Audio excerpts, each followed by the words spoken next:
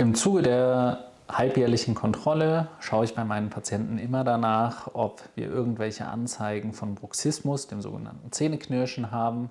Stellen wir sowas fest, fangen wir an, das in erster Linie zu beobachten und auch zu erfragen, ob es irgendwelche Auffälligkeiten gibt oder ob man sowas auch zugetragen bekommt, dass man mit den Zähnen presst oder arbeitet. Wir haben auch die Möglichkeit, mit unserem Intraoralscanner Zahnhartsubstanzverlust im Laufe der Zeit zu detektieren, dass man einfach schaut, wo geht wie viel verloren.